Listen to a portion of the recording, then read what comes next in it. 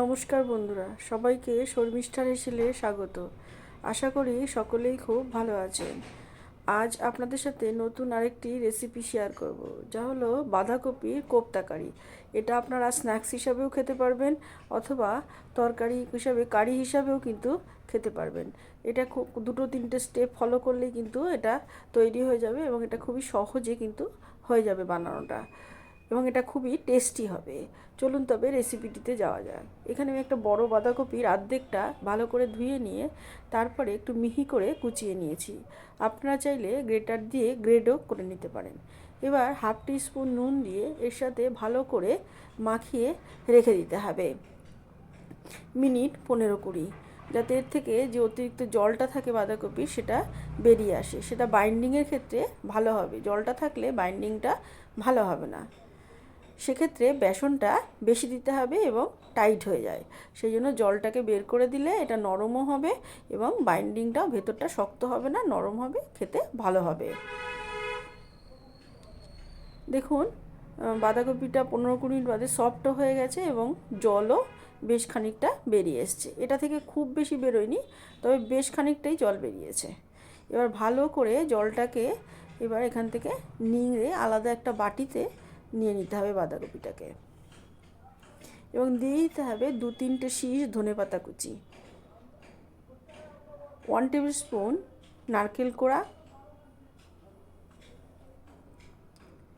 1 teaspoon চটপটি মশলা। এই চটপটি মশলার রেসিপিটা আপনারা আমার চ্যানেলেই পেয়ে যাবেন, আমি ডেসক্রিপশান বক্সে লিংক দিয়ে দেবো।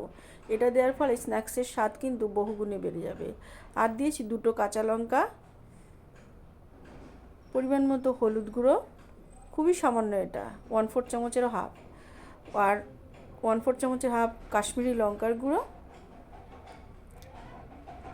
2 টেবিল স্পুন ফুল বেসন। এই যেহেতু জলটা বেরিয়ে গেছিলো সেই জন্য বেসনের পরিমাণটা কম লাগবে, আর বেসনটা বেশি হয়ে গেলে কোপ্তাটা মানে পরে যে গ্রেভিটা করবো সেটাও ঢুকবে না এবং টেস্টও হবে না স্ন্যাক্স হিসেবে। দিতে হবে বেকিং পাউডার 1/4 চামচ, আর 1 টিস্পুন দিতে হবে চালের গুঁড়ো, 1/4 টিস্পুন কিন্তু বেকিং পাউডার দিয়ে ভালো করে একে মিশিয়ে নিতে হবে। এখানে জলের কিন্তু ব্যবহার করতে হবে না, যে ময়েশ্চারাইজারটা থাকবে, জলীয় ভাবটা থাকবে, তাই দিয়েই কিন্তু এটা মাখা হয়ে যাবে। এবার হাতে অল্প অল্প নিয়ে একটা চ্যাপ্টা আকারে কোপ্তা তৈরি করতে হবে। আপনারা গোল গোল করেও করতে পারেন, আমি এখানে চ্যাপ্টা করে তৈরি করেছি। তা আপনারা চাইলে হাতে একটু তেলও লাগিয়ে নিতে পারেন, তাতে হাতে লেগে যাবে না। দেখুন সবকটাই কিন্তু তৈরি হয়ে গেছে। এবার কড়াইতে বেশ খানিকটা সাদা তেল দিয়ে নিতে হবে। এটা সাদা তেলই হবে, এটা ডিপ ফ্রাই হবে। একটুখানি বাঁধাকপির টুকরো নিয়ে দিয়ে দেবেন, যখন দেখবেন ভেসে উঠেছে তখন কোপ্তাগুলো দিয়ে দেবেন, এবং মিডিয়াম ফ্লেমে রেখেই তেলটাকে গরম করবেন, এবং লো মিডিয়াম ফ্লেমে রেখে কোপ্তাটাকে ভেজে নিতে হবে। কারণ যদি হাই ফ্লেমে করেন তাহলে কী হবে, ওপরের পোর্শনটা ভাজা হয়ে যাবে, ভেতরটা কিন্তু ভাজা হবে না। সেই জন্য একদম লো মিডিয়াম ফ্লেমে রেখে এরা উল্টে পাল্টে ভেজে নিতে হবে। এটা ভাজতে 2-3 মিনিট সময় লাগবে, খুব জোর হলে 4 মিনিট লাগবে। এবার বাকি যে ভাজাগুলো সেটাও আর একবার ভেজে নিতে হবে। এটা যে কটা কোপ্তা হয়েছিল সেটা 2টো পর্যায়ে কিন্তু আমি ভেজে নিয়েছি। দেখুন সব কটাই কোপ্তা ভাজা হয়ে গেছে। এটাকে আপনারা চায়ের সাথে স্ন্যাক্স হিসাবে অথবা ডালের সাথে ভাজা হিসাবে কিন্তু খেতে পারেন, খুবই কিন্তু সুস্বাদু হয়, এবং বাচ্চা থেকে বড় সবারই কিন্তু এটা খুবই প্রিয় হবে এই স্ন্যাক্সটা।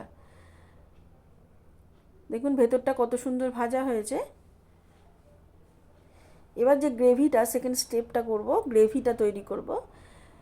এবার তেল যেটা ছিল তার খানিকটা তেল তুলে নিলাম, তুলে নিয়ে যে তেল ছিল তার মধ্যে দিলাম একটা বড় এলাচ, গোটা জিরে খানিকটা,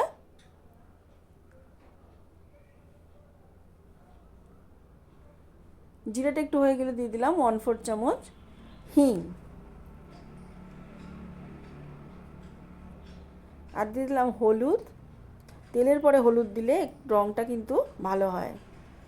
এবার দিয়ে দিলাম আদা, এখানে 1/2 ইঞ্চি মতো আদা গ্রেট করে নিয়েছি। আদাটাকে লো ফ্লেমে, এই সময় লো ফ্লেম রাখবেন ফোড়নটা দেওয়ার সময়। আদা ততক্ষণ পর্যন্ত হয় যতক্ষণ মধ্যে কাঁচা গন্ধটা না যাচ্ছে না। তারপর দিয়ে দেবেন পেঁয়াজ। পেঁয়াজটা একটু নাড়াচাড়া করে নিতে হবে এবং নাড়াচাড়া করে মশলা যে ফোড়নটা তার সাথে দিয়ে দিতে হবে পরিমাণ মতো নুন। এখানে হাফ টিস্পুন মতো নুন আমি দিয়েছি।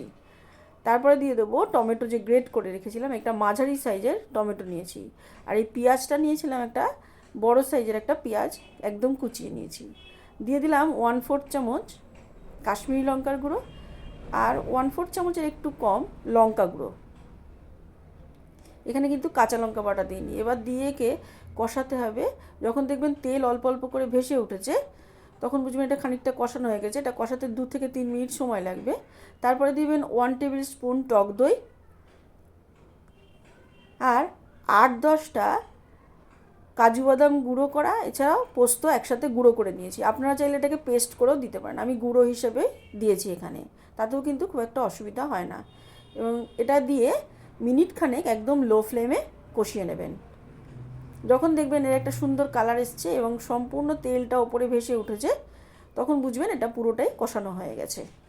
এবং সেই সময় লো ফ্লেম রেখে দিয়ে দেবেন গরম জল। জলটা একটু বেশি পরিমাণে দেবেন, কারণ কোপ্তা দেওয়ার ফলে এই জলটা কিন্তু টেনে নেবে খানিকটা। এই বেসন কম দেওয়ার কারণেও কিন্তু জলটা খুব বেশি এরা টানবে না, তবে হালকা পরিমাণ টানবে। এবার মিডিয়াম টু হাই ফ্লেমে রেখে ঝোলটাকে একটু ফুটতে দেবেন।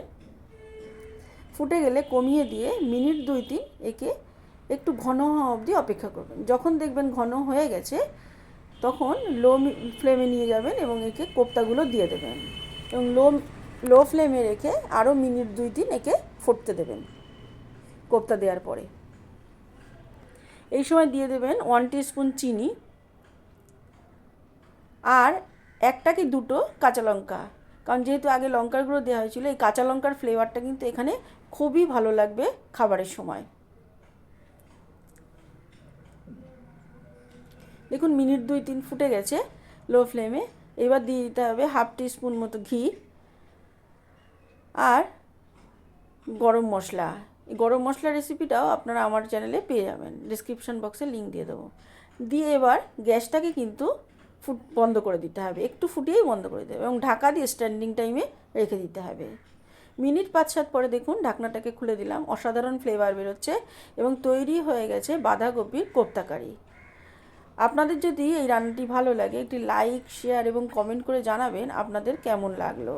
এবং চ্যানেলটি সাবস্ক্রাইব করে না থাকলে নতুন বন্ধুরা চ্যানেলটি সাবস্ক্রাইব করবার অনুরোধ রইল। এই খাবারটি কিন্তু সত্যিই খুব ভালো হয়, আমি যতবার রান্না করেছি ততবারই কিন্তু খুব সুন্দর হয়েছে। আজ আসবো অন্য কোনো দিন অন্য কোনো রেসিপি নিয়ে। সবাই ভালো থাকবেন।